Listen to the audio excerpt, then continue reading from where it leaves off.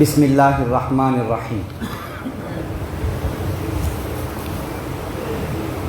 عن ابی ہریرہ رضی اللہ تعالی عنہ قال قال رسول اللہ صلی اللہ علیہ وسلم لولا ان اشق علی امتی لامرتهم بتاخیر العشاء وبالسواک عند کل صلاۃ، متفق علیہ۔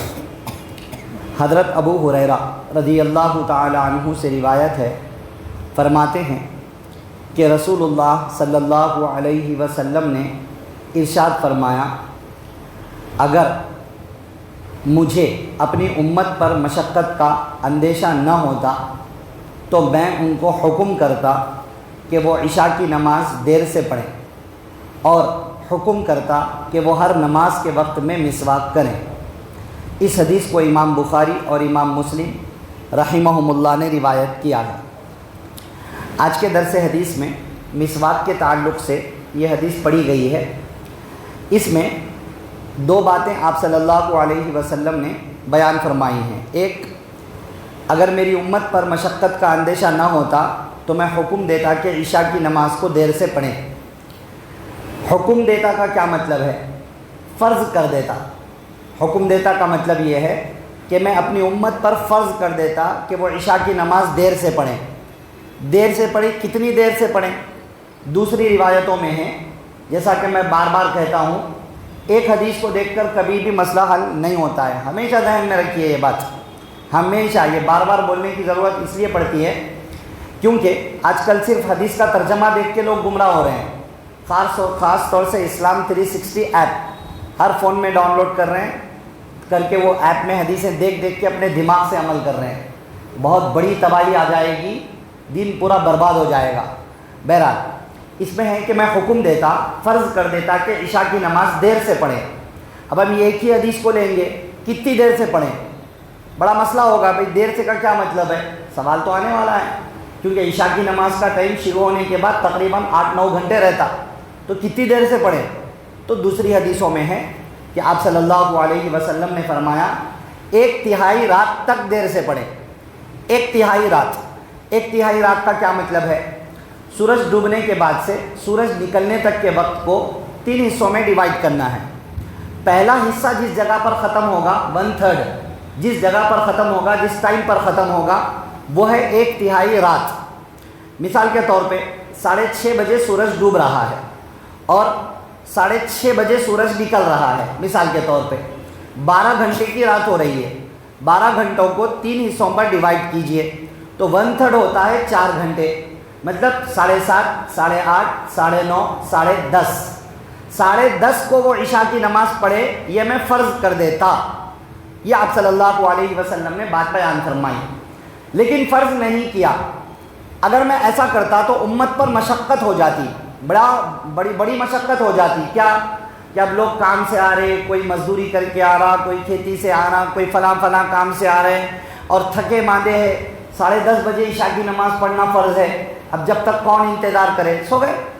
عشاء کی نماز روز کا روز عشاء کی نماز چھوٹے گی، امت مشقت میں مبتلا ہو جائے گی۔ اس لیے آپ صلی اللہ علیہ وسلم نے دیر سے عشاء کی نماز پڑھنے کو فرض نہیں قرار دیا۔ فرض تو نہیں قرار دیا، لیکن علماء فرماتے ہیں یہ بہتر تو ہے کہ عشاء کی نماز کو 1/3 حصے تک لیٹ کر کے پڑھنا چاہیے، کیونکہ یہ آپ صلی اللہ علیہ وسلم کی منشا تھی۔ مگر مسئلہ وہی ہے کہ ایک ہوتا ہے نماز کا وقت۔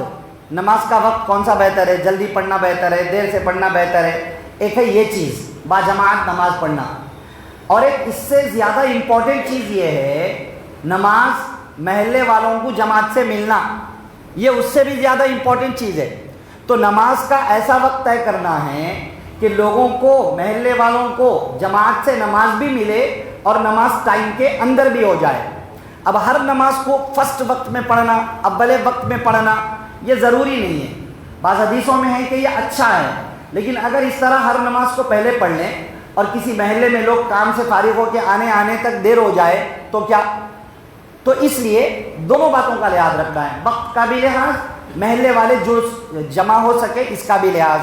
اب یہی دیکھ لیجئے کہ علماء نے 1/3 تک عشاء کی نماز کے لیٹ کرنے کو کئی ساری حدیثوں کی روشنی میں افضل بھی لکھا ہے، بہتر بھی لکھا ہے، مگر وہ وہاں بہتر ہے جس ایریے میں لوگ 1/3 پر جمع ہو سکتے ہوں آسانی سے، محلے والوں کی جماعت نہ چھوٹتی ہو وہاں پر۔ لیکن اگر کہیں محلے والے جلدی آ جاتے ہیں، جلدی فارغ ہو جاتے ہیں، مغرب میں عشاء میں فارغ ہو جاتے ہیں، مان لو گاؤں دیہات وغیرہ میں ہوتا ہے اکثر، اب وہاں اگر اتنی دیر سے پڑھیں گے نماز تو لوگ سو جائیں گے، وہ وقت سے زیادہ امپورٹنٹ ہے لوگوں کو جماعت سے نماز ملنا، تو اب وہاں پر اس کا اعتبار نہیں ہوگا۔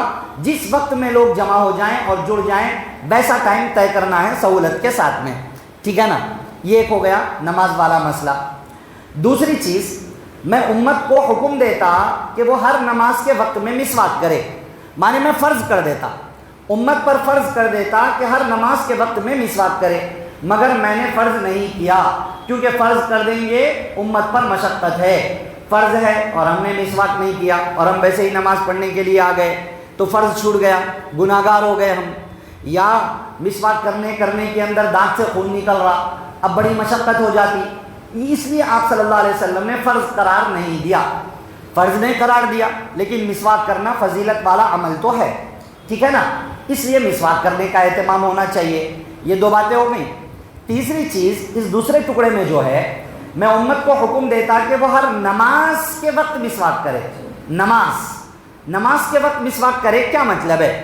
اس حدیث کے ظاہری ورڈز کو جو اوپنلی اس کے میننگ سمجھ میں آتے ہیں، نماز کے وقت، اس کو سامنے رکھ کر حضرت امام شافعی رحمۃ اللہ علیہ، حضرت امام احمد ابن حنبل رحمۃ اللہ علیہ، ان حضرات کا کہنا یہ ہے کہ نماز کے لیے کھڑے ہونے کے وقت میں بھی مسواک کرنی چاہیے۔ جب نماز کے لیے کھڑے ہو گئے، صف میں آ گئے، اس وقت بھی مسواک کرنی چاہیے، کیونکہ آپ صلی اللہ علیہ وسلم نے فرمایا میں امت کو نماز کے وقت مسواک کا حکم دیتا، فرض نہیں کرے مگر حکم تو ہے، فرض کا نہیں ہے، بہتر کا حکم ہے۔ نماز کے لیے کھڑے ہونے کے وقت اوپنلی جو میننگ سمجھ میں آئے اس کو سامنے رکھ کر، لیکن حضرت امام اعظم ابو حنیفہ رحمۃ اللہ علیہ فرماتے ہیں یہاں نماز کے وقت سے مراد ہے نماز کا ارادہ کرنے کے وقت، مانی جب ہم وضو کرتے ہیں وضو کے وقت۔ کیوں؟ اس ٹاپک کی اور حدیثیں ہیں، ان حدیثوں کو بھی لائیے، ان حدیثوں میں عند کل وضوئن کے الفاظ ہیں، مانے میں امت کو حکم دیتا کہ وہ وضو کے وقت مسواک کریں، تو اب دونوں حدیثیں جمع ہو جائیں گی، وضو کے وقت یہ مسواک ہے، نماز کے لیے کھڑے ہونے کے وقت مسواک کا حکم نہیں ہے، یہاں مراد ہی ہے وضو، نماز کا ارادہ مراد ہے، اور نماز کا ارادہ کرنے کے وقت بندہ وضو کرتا ہے، جیسا کہ قرآن میں ہے نا، اللہ نے فرمایا نا اذا قمتم الی الصلاۃ فاغسلوا وجوہکم، وضو کرنے کا جہاں حکم دیا اللہ نے، جب تم نماز کے لیے کھڑے ہو تو وضو کرو، کھڑے ہو کا مطلب یہاں کے صف میں کھڑے ہو گئے بعد وضو کرو نہیں، وہاں مطلب ہے جب تم نماز کا ارادہ کرو تو وضو کرو۔ تو یہ حضرت امام اعظم ابو حنیفہ رحمۃ اللہ علیہ فرماتے ہیں نماز کے لیے کھڑے ہوتے وقت مسواک کرنے کو امام اعظم ابو حنیفہ رحمۃ اللہ علیہ نے نہیں لیا، فقہ حنفی میں یہ نہیں ہے۔ کیوں؟ وضو تو کر کے آئے، نماز کے لیے کھڑے ہوئے اور کوئی ڈھنگ سے مسواک نہیں کرے، دبا کے مسواک کر لیے، کسی کی اسکین کمزور ہے اور وہ مسواک کرے، خون نکل گیا تو وضو ٹوٹ جاتا، اب پھر جا کے وضو کر کے آنا، یہ مسئلے کھڑے ہو جاتے۔ اس لیے فقہ حنفی میں نماز کے لیے کھڑے ہوتے وقت میں مسواک کرنے کا حکم نہیں ہے۔ بہرحال اگر کوئی شخص کر لیتا ہے، حدیث کے ظاہری ورڈز کو بھی سامنے رکھتے ہوئے وضو میں بھی کر لیتے ہیں اور تھوڑا سا احتیاط سے نماز کے لیے کھڑے ہونے کے وقت میں بھی اگر کوئی کر لیتے ہیں تو کوئی گناہ کی بات نہیں ہے، کوئی حرام کی بات نہیں ہے، لیکن جو حکم ہے اصل وضو کے وقت میں ہے، ٹھیک ہے نا۔ یہ دو چار اہم باتیں آج کے درس حدیث میں سامنے آئی ہیں، اسپیشلی چیپٹر وائز جو بات بتانی ہے وہ ہے مسواک۔ مسواک بہت اہم چیز ہے، ابھی آئیں گی آگے حدیثیں، مسواک کے فضائل بھی ہے، مسواک کے کئی احکام بھی ہیں۔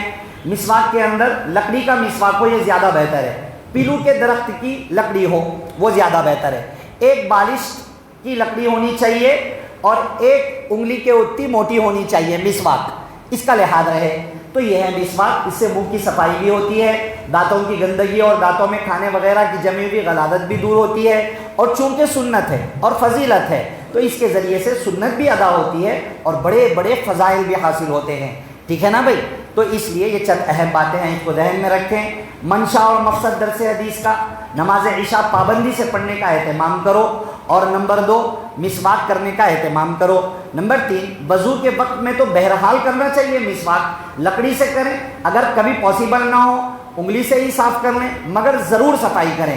لکڑی سے کریں گے سنت کا بھی ثواب ملے گا، دانتوں کی صفائی بھی ملے گی۔